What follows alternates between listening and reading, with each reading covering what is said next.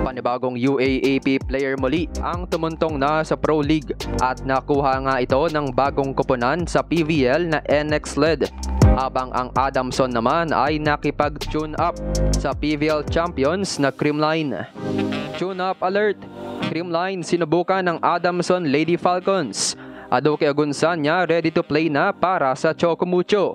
NX-led nakasungkit ng national team player, kilalanin.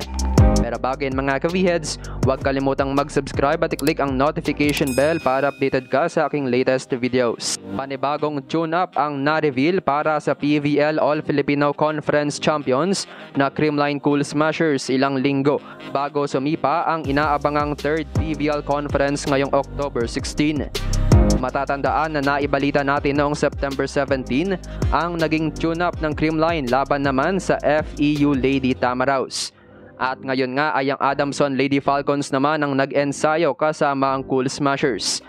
Makikita sa mga IG stories ni na Adamson setter Angelica Alcantara, veteran Mayang Nike at super rookie Red Bascon ang mga litrato nila kasama ang Creamline team captain na si Finamaliza Valdez. Caption ni Mayang Nike, OG Idol at Aliza Valdez. Makikita rin sa IG story ni Adamson libero Karen Verdeflor ang litrato ng naturang tune-up. Anyway, mukhang todo kayod nga ang Adamson Lady Falcons pre-season ngayong balak nilang depensahan ang kanilang historic podium finish noong UAAP Season 85 kung saan isinabit sa kanila ang bronze medal. Malaking problema lang talaga ngayon ang pagkawala ng kanilang mga key players tulad ni Kate Santiago, Trisha Tubu at ang ace setter na si Louie Romero. Well, hindi pa naman kumpirmado si Louie Romero dahil wala pa itong napipirmahan na professional team, kaya anytime ay pwede pa niyang gamitin ang kanyang remaining playing years sa Adamson. Perfect pa rin ang record ng Adamson Lady Falcons sa Shakey's Preseason Championship, leading the Group B with 2 wins and no loss. Sila rin ang silver medalist sa 2023 Shakey's Invitationals matapos nilang umabot sa finals laban sa Lasal. Para naman sa Creamline, makikita sa birthday greeting video ng Creamline at ng Chocomucho para kay Miss Lizan Ko na nasa training pa rin ang hinihinalang bagong miyembro ng Cool Smashers na sina Mafe Galanza at Thea Bonafe.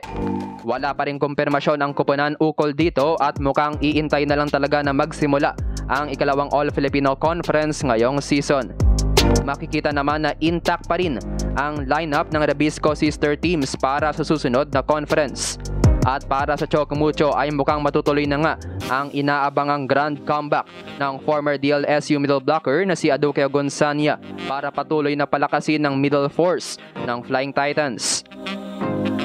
Moving on, patuloy ang developments para sa bagong koponan sa PVL na magdedebu na next conference ang NX-led Chameleons. Matapos ang mga naunang pinakilalang miyembro, may bagong nahugot na UAAP player ang koponan mula naman sa UE Lady Warriors. Ito nga yung former national team middle blocker na si Lia Pelaga. Matatandaan na isa siya sa miyembro ng pambansang koponan na naisama sa roster noong 2023 AVC Challenge Cup. At mukhang unti-unti pang ang nababawasan ng miyembro ng UE Lady Warriors sa paparating na UAAP Season 86 dahil ilang players na nga nila ang na-injured pre-season mula kay Jelay Gajero noong V-League hanggang ngayong Shakey's All to Play. Anyway, halos kompleto na nga ang line-up ng NX-led. Makakasama ni Lia Pelaga, sina Danny Ravena, Rachel Gervina, Camille Cal, Maji Mangulabnan, Kiara Permentilla, Janine Navarro, Jo Maraginot, Judith Abil, May Luna, Laika Ebon, Critch Makaslang at Camille Victoria.